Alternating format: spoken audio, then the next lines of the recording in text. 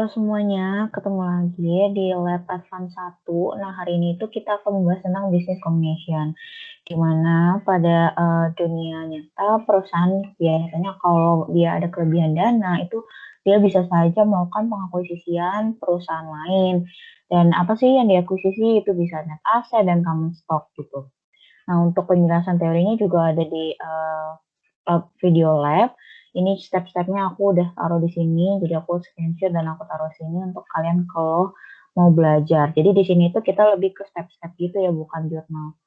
Oke, kita masuk aja langsung ke problem. Jadi tingkat normal rate of return itu ada 14% dan diperkirakan mampu bertahan selama 5 tahun. Tingkat pengembalian industri sejenis 30% dari total aset. Karena dia ada total aset berarti ini ROA-nya ya. Terus asetnya tuh ada yang ini, yang di tabel. Han Corporation memiliki total liabilitas dan sebagainya. Oke, kita langsung aja masuk ke step pertama. Yaitu pertama itu kita akan membahas normal earnings. Caranya fair value net asset dikali normal rate of return on net asset. Nah, fair value net asset itu berarti fair value asset dikurang fair value liabilities. Tapi kita nggak bisa langsung kurangin aja nih book value sama ininya. Kita harus tahu dulu dia tuh ada perubahan atau enggak gitu terhadap fair value-nya. Karena kan kita pakai fair value. Jadi kalau book value kita harus sesuaikan dulu. Nah, pertama book value building itu kan 750 juta.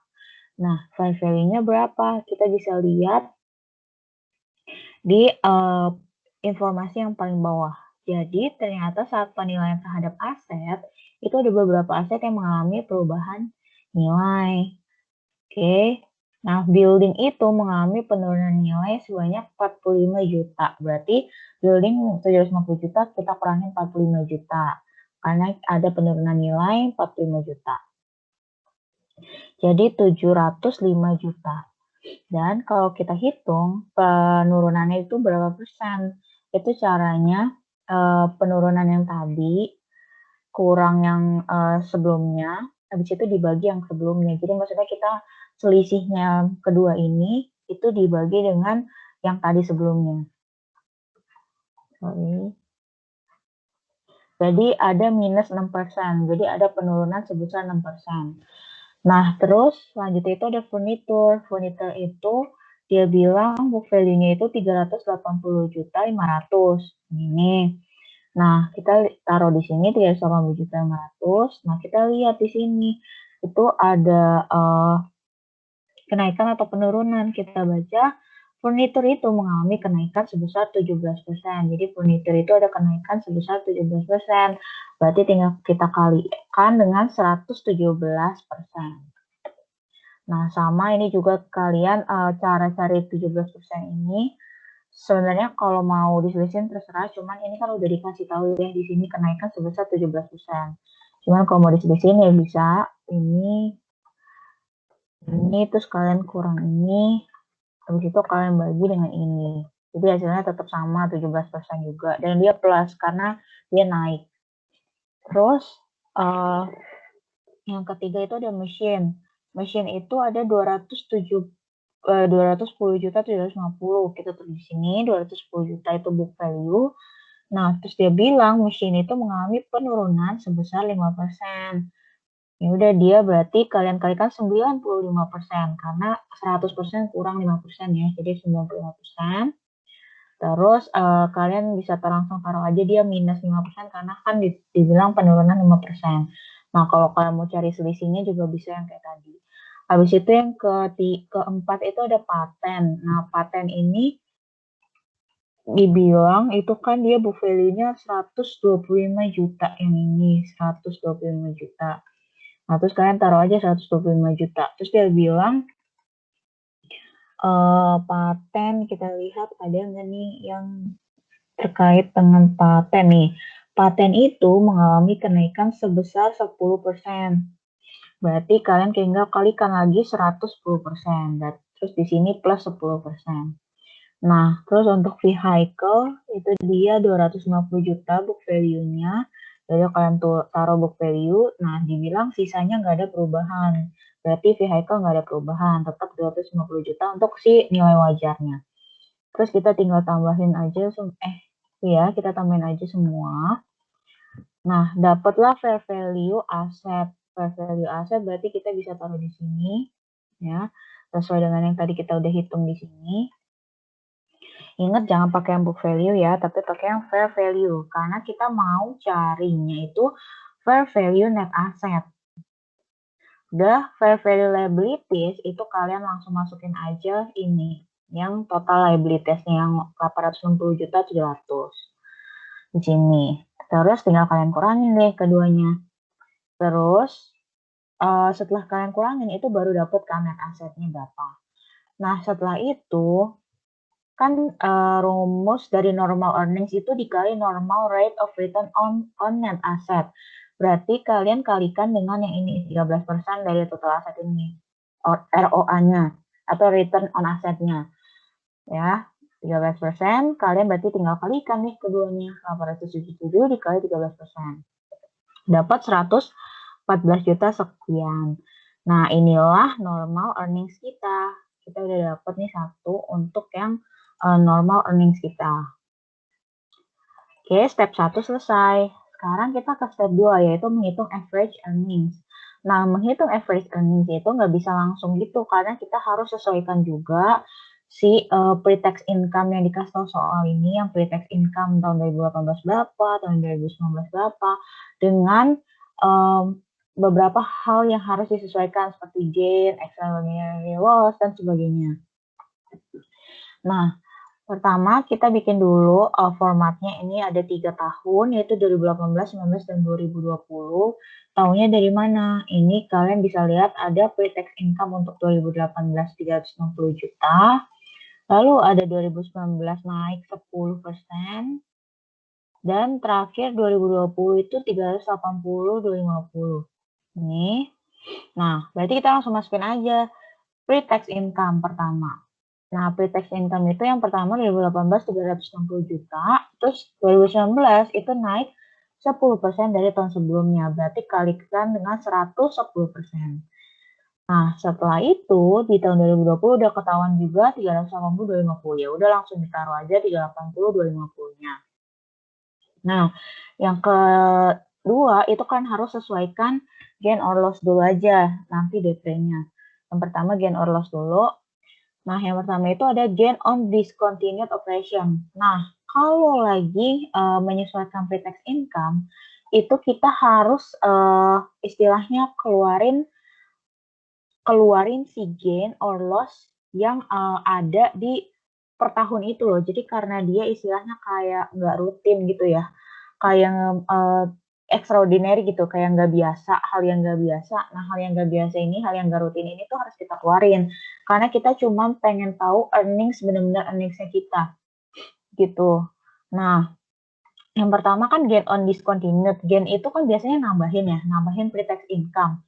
Nah, karena kita mau keluarin, berarti kita harus kurangin. Atau gampangnya adalah kebalikannya. Kalau gain berarti kita kurangin, kalau nanti loss berarti kita tambahkan.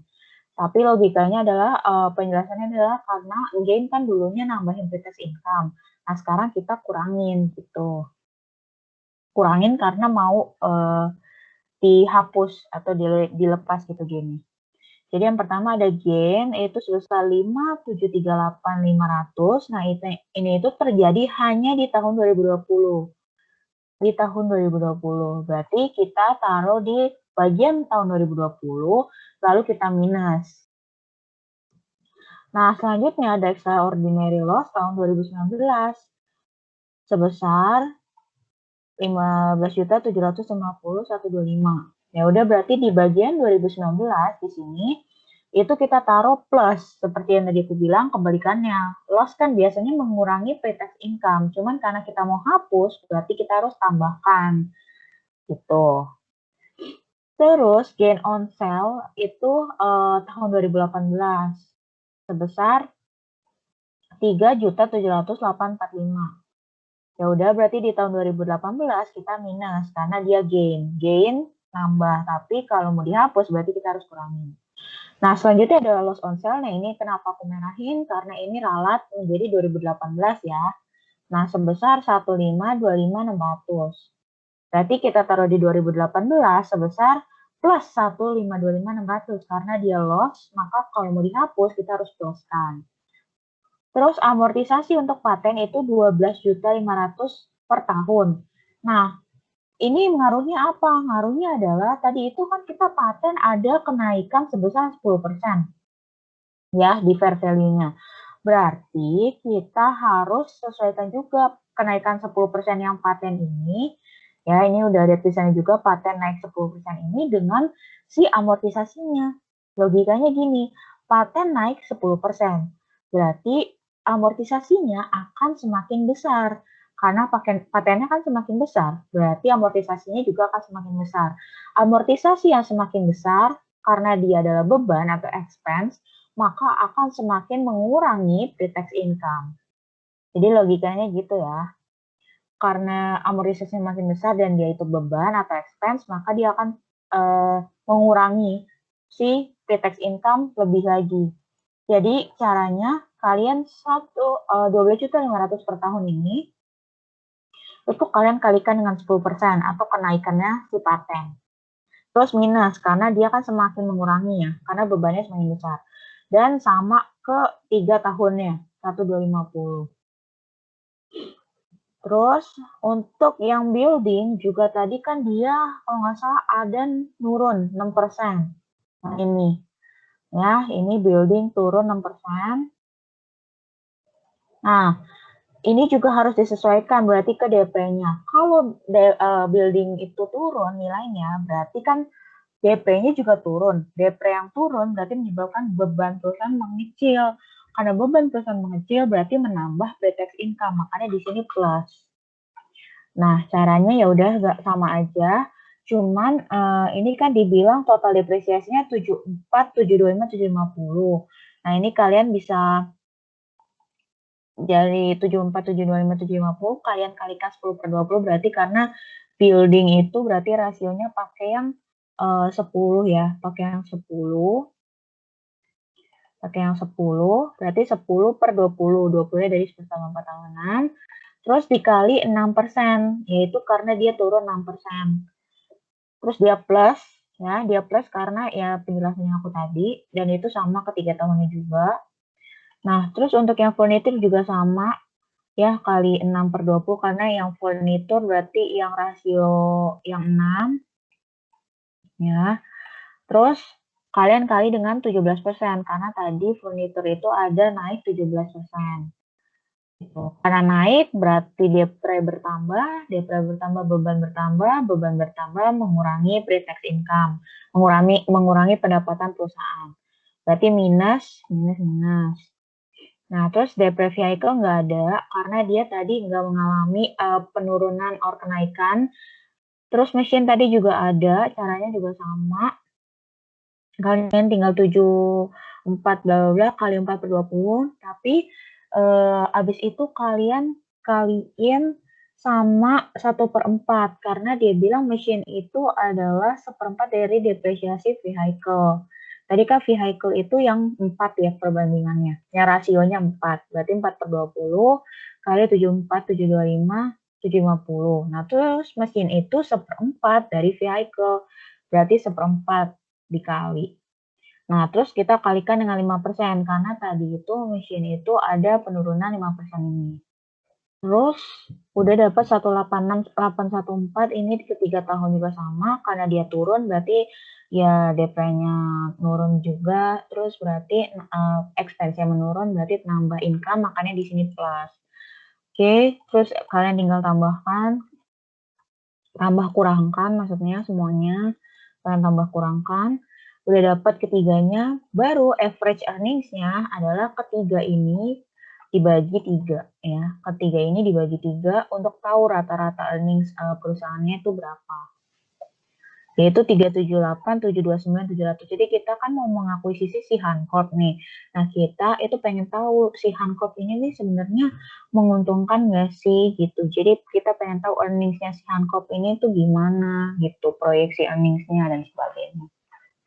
Oke, setelah udah, kita sekarang ke step yang ketiga, berarti menghitung excess earnings atau kelebihannya. excess earnings gampang, tinggal kalian kurangin average dengan normal. Ya, average-nya tadi ambil dari sini, yang udah kita hitung, normalnya tadi dari atas, yang ini. Terus kalian tinggal kurangin deh, dapat 264 sekian. Nah, terus dia bilang itu, sorry bentar. Nah, ini kan udah nih ya excess earnings. Nah, terus dia bilang step 4 itu menghitung present value dari excess earnings. Nah, present value ini pakai yang ini, ya, pakai yang definite or indefinite. Karena kita sekarang udah ditentuin nih mampu bertahannya 5 tahun, kita pakai yang tidak dikapitalisasi. Kenapa pakai yang tidak dikapitalisasi? Karena kita hanya diketahui tahun dan ROI, ya. Karena kalau yang di atas itu yang nggak dikasih tahu ROI-nya, gitu. Kita pakai yang di bawah. Jadi yang pertama kita harus excess earning kali PVIFA. Nah, untuk dari PVIFA-nya aku insert video.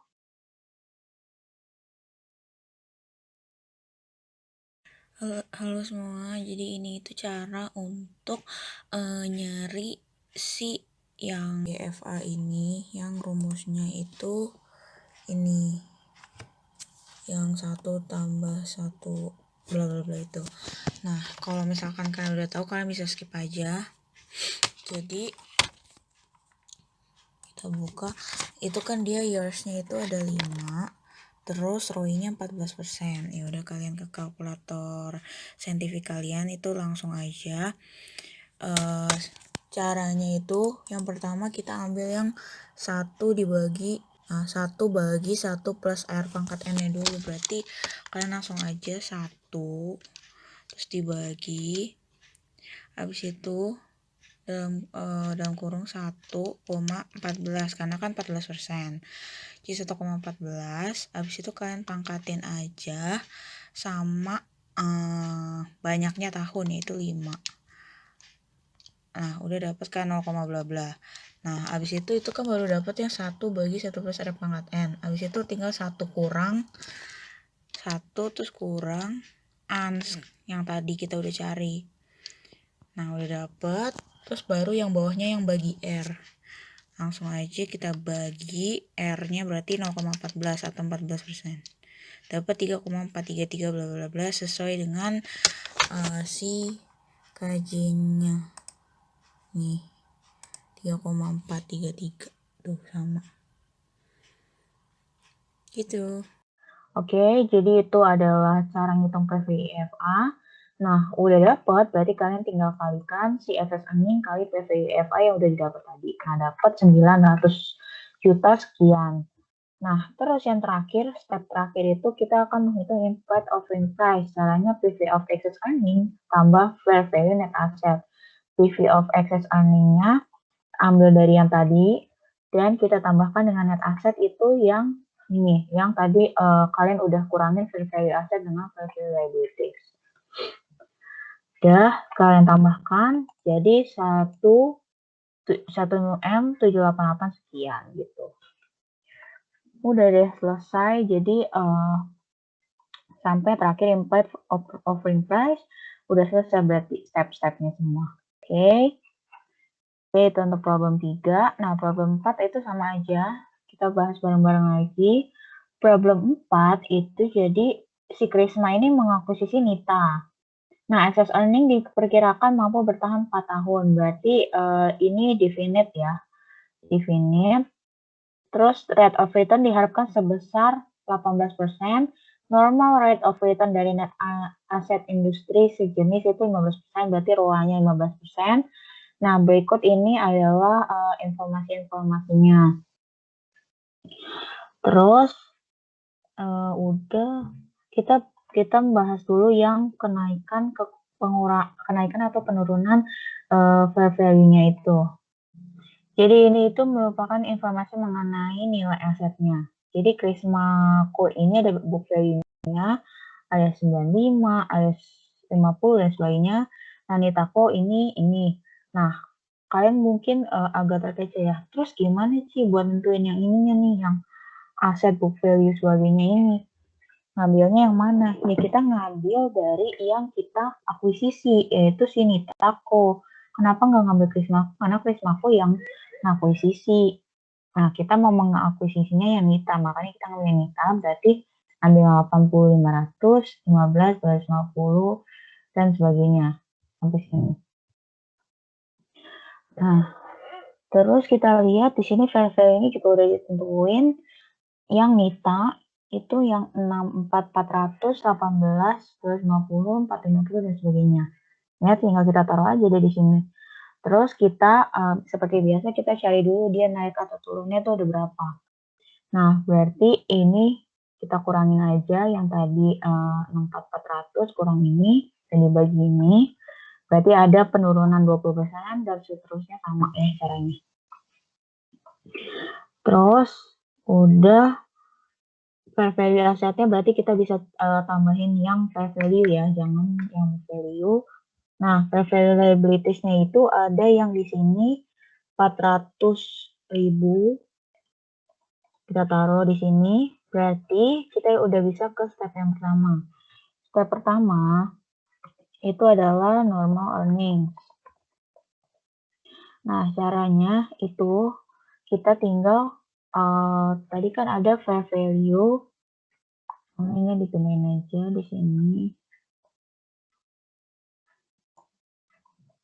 Oke, jadi udah ada fair value aset, kita juga udah punya fair value liabilities, maka kita udah bisa cari fair value of net assets.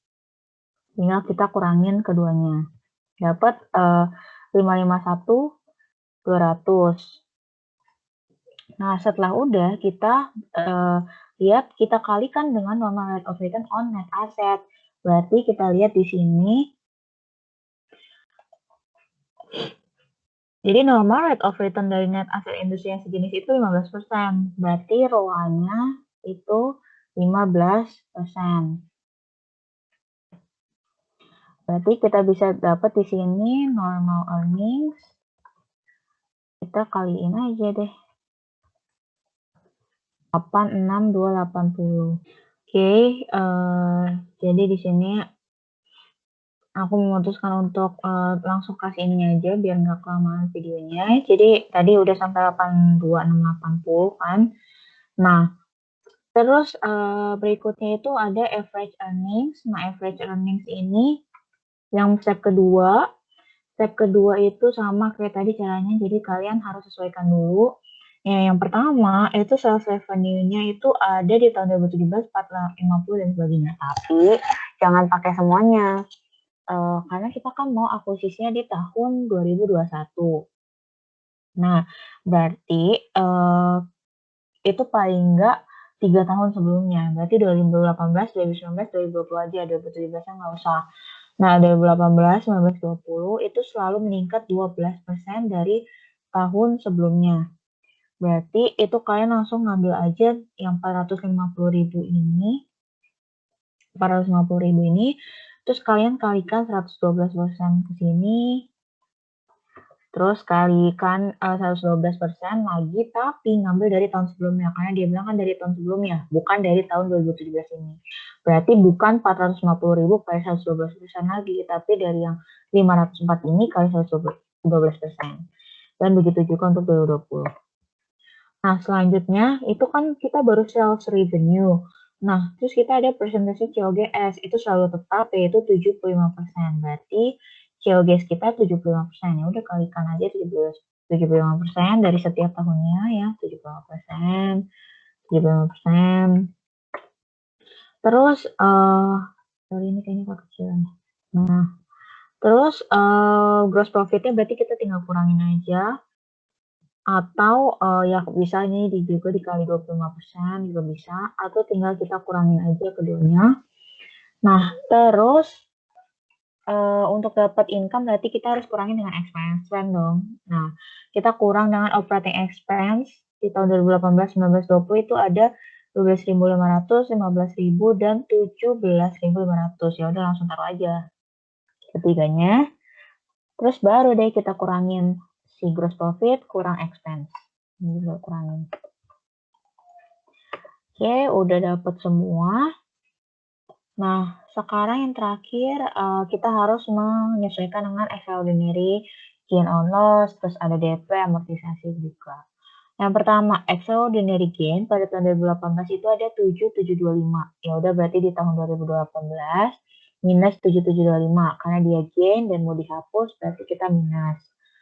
Terus ada loss from discontinued operation tahun 2020 sebesar 5.550. Jadi berarti di tahun 2020 tinggal kalian tambahkan dengan 5.550 karena dia loss dan kita mau hapus dari yang awalnya minus, kita pluskan karena kita mau hapus. Habis itu terakhir loss on exchange of equipment. Nah ini ada rawat lagi yang aku merahin itu kita ganti jadi 2018 ya. Itu sebesar 2520. Nah, ya udah berarti loss on exchange of equipment 2020 di 2018 dan plus. Karena loss dan kita mau hapus berarti kita plusin. Terus total amortisasi dan depresiasi expense per tahun itu 15.500 dengan perbandingan 2:3. Berarti kita sini dulu. Jadi kita pertama cari yang gede-gedenya dulu amortisasi dan depresiasinya. Nah, amortisasi berarti 15.500 yang tadi keseluruhan kali 2/5. Terus depresiasi berarti 15.500 kali 3/5. Nah, terus dia bilang untuk amortisasi expense itu 20%-nya untuk trademark. Berarti kali 20%, berarti ini sisanya ya. Goodwill. Nah, terus sedangkan depre untuk building vehicle equipment itu 55%, 25 dan 20. Ya udah berarti kayak 55 untuk building. Vehicle berarti 25. Terus equipment 20%. Oke, udah dapet. Baru kita sesuaikan. Nah, amortisasi trademark. Kita lihat trademark itu ada perubahan enggak? Trademark itu ada penurunan 20%. Oke, jadi kita kalikan si tadi apa tuh? Amortisasi trademark yang ini 1.240 kita kalikan dengan penurunannya yang minus 20%. Udah ya, ke sampingnya juga sama. Nah, untuk amortisasi goodwill berarti ya udah goodwill ya tadi amortisasi kita kalikan dengan tadi ternyata ada kenaikan 20%, berarti plus ya. Terus kenapa jadi minus? Karena dia itu kan naik ya, berarti amortisasi makin tinggi, bebannya makin tinggi, dan semakin mengurangi income perusahaan. Nah, untuk depre building itu juga sama caranya ya, tinggal ini, terus dikali sama atasnya. Cuman karena dia itu menurun, berarti dia akan menambah income, karena apa? Karena ya ini kan, menurun berarti DP-nya semakin turun juga, bebannya semakin kecil, dan itu akan menambah pendapatan. Begitu juga sampai bawah sama ya caranya. Terus kalian tinggal tambahin juga ketiganya, ya keseluruhannya. Ingat dari sini ya, jangan dari atas. Dari sini aja. Habis itu kalian average sama, jadi tinggal kita bagi 3, kita rata-ratakan. Ternyata rata-rata Indonesia dia itu $127.000. Nah, step berikutnya berarti yang Nah, step berikutnya berarti yang menghitung excess earnings ya. Tinggal kalian kurangkan average earning ini dengan normal earnings yang tadi di atas kita udah dapat. Ya udah dapat 4323. Terus menghitung present value dari excess earning juga sama. Kita ngambil yang ini tidak dikapitalisasi karena kita tahu si ROI dan tahunnya 4 tahun dan rate of return-nya itu 18%. Berarti ROI-nya itu 18%. Ya, berarti kita pakai yang not capitalized. Itu caranya berarti yang ini sama excess earning kali PVFA. Ya, PVFA nyarinya juga aku udah jelasin. Berarti tinggal kalian kalikan keduanya. Oke, untuk yang terakhir itu implied offering price, PV of earnings, dan fair value net asset kita namain aja. Jadi net asset yang tadi di atas, bukannya setelah dikali ya, tapi yang net asset. Kalau yang udah dikali kan jadinya normal earnings. Terus kalian tambahkan dengan yang tadi baru dapat, yang PV of excess earnings. Nah, berarti implied offering price-nya itu $670.000 sekian. Gitu. Oke, caranya sama-sama terus aja ya, kayak begini. Gitu. Jadi nggak terlalu rumit, silakan kalian ulang-ulang kalau misalkan ada yang, masih kecepatan tadi silakan kalian ulang-ulang, terus kalau misalkan ada yang mau ditanya silakan langsung masuk Meet ya, jangan ragu-ragu untuk nanya, gitu. Oke, terima kasih semuanya, untuk 1 semesternya. Mohon maaf kalau 1 semester ini aku ada kesalahan atau apa gitu, semangat juga untuk UAS-nya ya. Bye-bye semuanya, semangat terus ya kuliahnya.